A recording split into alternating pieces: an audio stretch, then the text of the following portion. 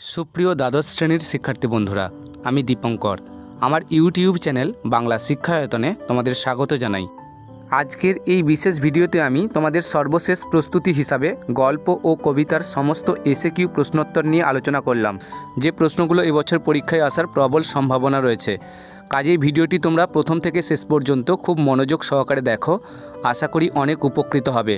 আলোচনা শুরু করার আগে তোমাদের কাছে আমার একান্ত অনুরোধ, ভিডিওটি যদি তোমাদের সত্যিই ভালো লাগে তাহলে একটি লাইক দিও, আর চ্যানেলে নতুন হয়ে থাকলে অবশ্যই চ্যানেলটি সাবস্ক্রাইব করে নিও এবং পাশে থাকা বেল আইকনে প্রেস করে নোটিফিকেশান অল করে রাখো। আর যারা ইতিমধ্যেই আমার এই চ্যানেলটি সাবস্ক্রাইব করে নিয়েছো তাদের জানাই অসংখ্য ধন্যবাদ।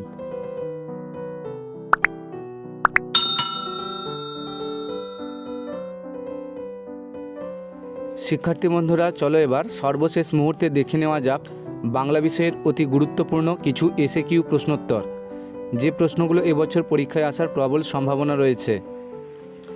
প্রথম প্রশ্ন, শাশুড়ির জন্য কোন বউ কি কি মাছ রান্না করছে? উত্তর, ভাত গল্পে উল্লিখিত মেজ বউ শাশুড়ির জন্য বড় ইলিশ, পাকা পোনার পেটি, চিতলের কোল, ডিম পোড়া ট্যাংরা, বড় ভেটকি মাছ রান্না করছে। দ্বিতীয় প্রশ্ন, সেই জন্যই তাদের চাকরি করা হয়ে ওঠেনি। কাদের, কেন চাকরি করা হয়ে ওঠেনি? ভাত গল্পে উল্লিখিত বড় বাড়ির বড়, মেজ ও ছোট ছেলে সকাল 11টার আগে ঘুম থেকে না ওঠার দরুন এবং 18খানা বাড়ি আর বাদা অঞ্চলে অসাগর জমি থাকার জন্য তাদের চাকরি করা হয়ে ওঠেনি।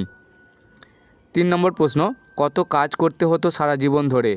কাকে সারা জীবন ধরে কি কি কাজ করতে হতো?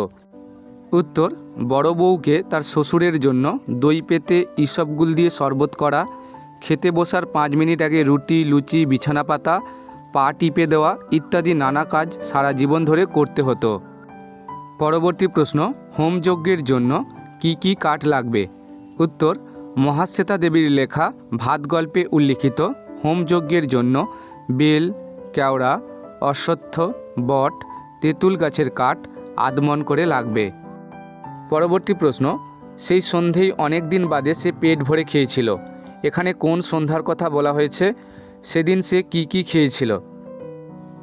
উত্তর, মাদলা নদীর জল যেদিন উৎসবের বউ, ছেলে ও মেয়েকে ভাসিয়ে নিয়ে গিয়েছিল সেই সন্ধ্যার কথা এখানে বলা হয়েছে।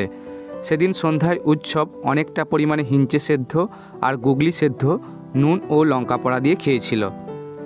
পরবর্তী প্রশ্ন, উৎসবের বাদায় কি কি হয়? উত্তর, মহাশ্বেতা দেবী রচিত ভাত গল্পে বর্ণিত উৎসবের বাদায় যে জিনিসগুলি হয় তা হলো গুগলি, গেঁড়ি, কচু শাক, শুষ্নো শাক। পরবর্তী প্রশ্ন, কিন্তু সাগরে শিশির পড়ে, এরূপ মন্তব্যের কারণ কি? উত্তর, মহাশ্বেতা দেবী রচিত ভাত গল্পে দেখা যায় উৎসবের প্রচণ্ড ভাতের খিদে পেলে বাসিনী তাকে ভাতের পরিবর্তে অল্প কিছু ছাতু এনে খেতে দেয়, যা তার কাছে প্রয়োজনের তুলনায় অনেকটাই কম। এই ঘটনাকে সাগরে শিশির পড়ার সঙ্গে তুলনা করা হয়েছে। পরবর্তী প্রশ্ন, আসল বাদাটার খোঁজ করা হয় না আর উৎসবের, কেন? উত্তর, মহাশ্বেতা দেবী রচিত ভাত গল্পের কেন্দ্রীয় চরিত্র উৎসবকে পেতলের ডেকচি চুরির অপরাধে পুলিশ মারতে মারতে থানায় নিয়ে যায়, ফলে তার আর আসল বাদার খোঁজ করা হয়নি। পরবর্তী প্রশ্ন, মাঝে মাঝে বিমর্ষ সভ্যতার মুখ চোখে পড়ে, কখন চোখে পড়ে? উত্তর, ভারতবর্ষ গল্পে আমেদাবাদের কারখানায় তৈরি পোশাক পরে কাঁচা রাস্তা ধরে সবুজ ঝোপের ফাঁকে এগিয়ে আসে যখন কোনো যুবক বা যুবতী, তখন চোখে পড়ে এই দৃশ্য। পরবর্তী প্রশ্ন, কিন্তু বাজারে বিদ্যুৎ আছে, বাজারে বিদ্যুৎ ছাড়া আর কি আছে?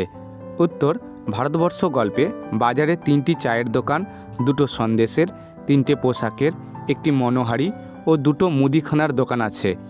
এছাড়া একটি আড়ত, একটি হাস্কিং মেশিন এবং পিছনে একটি ইট ভাটা আছে। পরবর্তী প্রশ্ন, রাঢ় বাংলার শীত বৃষ্টিতে ধারালো হলে তাকে কারা কী নামে ডাকে? উত্তর, ভারতবর্ষ গল্পে রাঢ় বাংলার শীত বৃষ্টিতে ধারালো হলে ভদ্রলোকেরা তাকে বলে পৌষে বাদলা এবং ছোট লোকে বলে ডাওর। পরবর্তী প্রশ্ন, সেবার এই আবহাওয়া হয়ে পড়ল ফাঁপি, ফাঁপি কি? উত্তর, ভারতবর্ষ গল্পে বৃষ্টির সঙ্গে বাতাস জোরালো হলে রাঢ় বাংলায় সেটি ফাঁপি নামে পরিচিত। পরবর্তী প্রশ্ন, তাই লোকের মেজাজ গেল বিগড়ে। লোকের মেজাজ বিগড়ে গেল কেন? উত্তর, ভারতবর্ষ গল্পে গ্রামের লোকের দূরের মাঠে যখন ধান কাটা হয়নি তখন তারই মধ্যে শুরু হয়ে যায় বৃষ্টি এবং তার সঙ্গে জোরালো বাতাস। এই দুর্যোগে ধানের প্রচণ্ড ক্ষতি হয়ে যাবে বলে লোকের মেজাজ বিগড়ে গেল। পরবর্তী প্রশ্ন, সেই সময় এলো এক বুড়ি। বুড়ির বাহ্যিক পরিচয় দাও। উত্তর, সে থুরথুরে কুঁজো ভিখিরি বুড়ি, রাক্ষসী চেহারা তার, এক মাথা সাদা চুল, ছেঁড়া নোংরা একটা কাপড় পরনে, গায়ে জোড়ানো তেমনই চিটচিটে তুলোর কম্বল, এক হাতে বেঁটে লাঠি, খয়া খড়বুটে মুখে, তার সুদীর্ঘ আয়ুর চিহ্ন প্রকট। পরবর্তী প্রশ্ন, পৌষে বাদলা সম্পর্কে গ্রামের ডাকপুরুষের পুরনো বচনটি কী? উত্তর, বচনটি হলো, শনিবারে বাদলা লাগলে 7 দিন থাকবে, মঙ্গলে লাগলে থাকবে 5 দিন, আর বুধবারে বাদলা লাগলে 3 দিন, অন্য দিনে যদি লাগে তা 1 দিন স্থায়ী হয়। পরবর্তী প্রশ্ন, সেটাই সবাইকে অবাক করেছিল। কোন ঘটনা সবাইকে অবাক করেছিল? উত্তর, শীতকালীন প্রচণ্ড দুর্যোগে কিভাবে বৃদ্ধা বেঁচে বর্তে হেঁটে আসতে পারল সেটাই সবাইকে অর্থাৎ চায়ের দোকানে সমবেত মানুষদের অবাক করেছিল। পরবর্তী প্রশ্ন, বোঝা গেল বুড়ির এ অভিজ্ঞতা প্রচুর আছে। বুড়ির কী অভিজ্ঞতা ছিল? উত্তর, চা খেয়ে শীতের দুর্যোগে বৃদ্ধা বটগাছের গুঁড়ির কাছে একটা মোটা শিকড়ে বসে পড়ল। শিকড়ের পিছনে যে খোঁদল আছে সেখানে সে পিঠ ঠেকিয়ে পা ছড়িয়ে বসল। বৃদ্ধা আসলে বৃক্ষবাসিনী, গাছের গুঁড়িতে আশ্রয় নেওয়ার অভিজ্ঞতা তার প্রচুর রয়েছে। পরবর্তী প্রশ্ন, বচসা বেড়ে গেল। বচসার কারণ কি? উত্তর, বৃদ্ধা হিন্দু না মুসলমান সে ধর্ম পরিচয়ের প্রশ্নে এবং বৃদ্ধার মৃতদেহকে কিভাবে সৎকার করা হবে সে নিয়ে গ্রামের হিন্দু এবং মুসলিম দুই পক্ষের মধ্যে বচসা বেড়ে যায়। পরবর্তী প্রশ্ন, রূপনারায়ণের কুলে কবিতাটি কোন কাব্যগ্রন্থ থেকে নেওয়া? উত্তর, রূপনারায়ণের কুলে কবিতাটি শেষ লেখা কাব্যগ্রন্থ থেকে নেওয়া।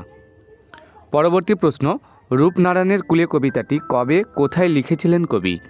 উত্তর, রূপনারায়ণের কুলে কবিতাটি 1941 খ্রিস্টাব্দে 13ই মে শান্তিনিকেতনের উদয়ন গৃহে রাত্রিবেলা লিখেছিলেন কবি। 13ই মে কবি কবিতাটির 11 লাইন রচনা করেছিলেন। 14ই মে সকালে আরও 4টি লাইন যোগ করেন। পরবর্তী প্রশ্ন, সত্য যে কঠিন, সত্য কঠিন কেন? উত্তর, রবীন্দ্রনাথের মতে সত্য কঠিন কারণ সত্য স্বপ্নময়তার নয়।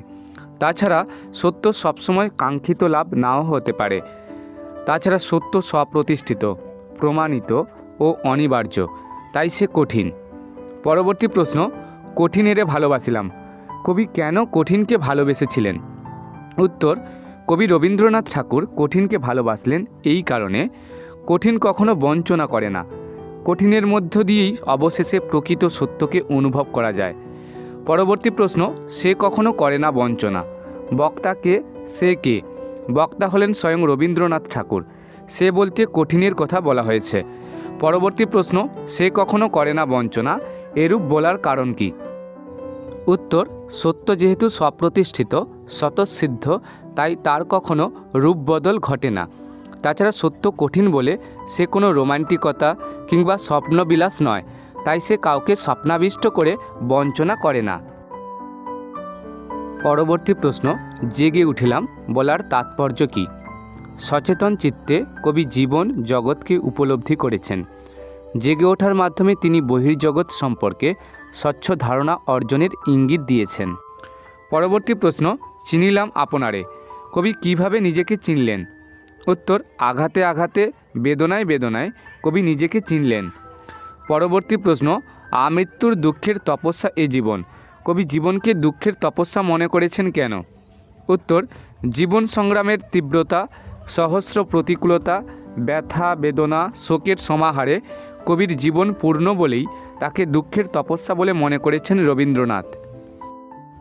পরবর্তী প্রশ্ন, কবিতায় ব্যবহৃত জেগে উঠিলাম শব্দবন্ধের প্রয়োগ সার্থকতা কী? উত্তর, জেগে ওঠার অর্থ সচেতন হওয়া, চাক্ষুষ করা বা কোনো বিষয় সম্পর্কে সম্যক ধারণা লাভ করা। পরবর্তী প্রশ্ন, জানিলাম এ জগৎ। এ জগৎ বলতে কবি কী বুঝিয়েছেন? উত্তর, এ জগৎ বলতে রূঢ় বাস্তবের সমাহারে পূর্ণ রূপ, রস, গন্ধ, বর্ণ, স্পর্শময় পার্থিব জগৎকে বোঝানো হয়েছে। পরবর্তী প্রশ্ন, এ জগৎ স্বপ্ন নয়। স্বপ্ন নয় বলার কারণ কি? উত্তর, স্বপ্ন নয় অর্থাৎ পার্থিব জগৎ রূঢ় ও কঠোর, প্রতিবন্ধকতা, প্রতিকূলতাময় জগতে সবসময় লড়াই সংগ্রাম করেই বাঁচতে হয়। পরবর্তী প্রশ্ন, রক্তের অক্ষরে বলতে কবি কী বুঝিয়েছেন? জীবনপথের প্রতিকূলতায় ক্ষতবিক্ষত হওয়া, আঘাত ও বেদনায় বেদনার্ত হওয়াকে কবি রক্তের অক্ষর বলে মনে করেছেন। পরবর্তী প্রশ্ন, মহুয়ার দেশ বলতে কবি কোন জায়গাকে বুঝিয়েছেন? উত্তর, মহুয়ার দেশ বলতে কবি সাঁওতাল পরগনাকে বুঝিয়েছেন। পরবর্তী প্রশ্ন, অলস সূর্য দেয় কে? কবি সূর্যকে অলস বলেছেন কেন? উত্তর, মহুয়ার দেশ কবিতায় সূর্য সারাদিন ধরে বিশ্ব ধরিত্রীকে আলোক স্নানে সূচি করে অস্তগামী সূর্য যেন বিশ্রামের অপেক্ষায় রত, তাই সেই অস্তগামী সূর্যকে কবি অলস বলেছেন। পরবর্তী প্রশ্ন, অলস সূর্য দেয় কে? অলস সূর্য কোথায় কী এঁকে দেয়? উত্তর, সমর সেনের মহুয়ার দেশ কবিতায় অলস সূর্য সন্ধ্যার জলস্রোতে গলিত সোনার মতো উজ্জ্বল আলোর স্তম্ভ এঁকে দেয়। পরবর্তী প্রশ্ন, আর আগুন লাগে। আগুন বলতে কবি কী বুঝিয়েছেন? কখন কোথায় তা লাগে? উত্তর, কবি সমর সেনের লেখা মহুয়ার দেশ কবিতায় আগুন বলতে অস্তায়মান সূর্যের আভাকে বোঝানো হয়েছে। জলের অন্ধকারে ধূসর ফেনায় আগুন লাগে। পরবর্তী প্রশ্ন, ধোঁয়ার বঙ্কিম নিঃশ্বাস ঘুরে ফিরে ঘরে আসে। ধোঁয়ার বঙ্কিম নিঃশ্বাস বলতে কী বোঝানো হয়েছে? উত্তর, কবি সমর সেন তাঁর মহুয়ার দেশ কবিতায় ধোঁয়ার বঙ্কিম নিঃশ্বাস বলতে নাগরিক সভ্যতার ক্রমাগত দূষণকে বুঝিয়েছেন। পরবর্তী প্রশ্ন, রাতের নির্জন নিঃসঙ্গতাকে আলোড়িত করে। কে রাতের নির্জন নিঃসঙ্গতাকে আলোড়িত করে? উত্তর, কবি সমর সেনের মহুয়ার দেশ কবিতায় দূর সমুদ্রের দীর্ঘশ্বাস রাতের নির্জন নিঃসঙ্গতাকে আলোড়িত করে। পরবর্তী প্রশ্ন, দূর সমুদ্রের দীর্ঘশ্বাস। দূর সমুদ্রের দীর্ঘশ্বাস বলতে কী বোঝানো হয়েছে? উত্তর, মহুয়ার দেশ কবিতায় সমুদ্রের দীর্ঘশ্বাস বলতে কবি সমর সেন অতি দূরে সমুদ্রের গর্জনকে বুঝিয়েছেন। পরবর্তী প্রশ্ন, এখানে অসহ্য নিবিড় অন্ধকারে। এখানে অসহ্য নিবিড় অন্ধকারে কী শোনা যায়? উত্তর, কবি সমর সেনের মহুয়ার দেশ কবিতায় নিবিড় অন্ধকারে মাঝে মাঝে মহুয়া বনের ধারে অবস্থিত কয়লা খনির গভীর ও বিশাল শব্দ শোনা যায়। পরবর্তী প্রশ্ন, ঝরুক মহুয়া ফুল, নামুক মহুয়ার গন্ধ। কবির এই প্রার্থনা কেন?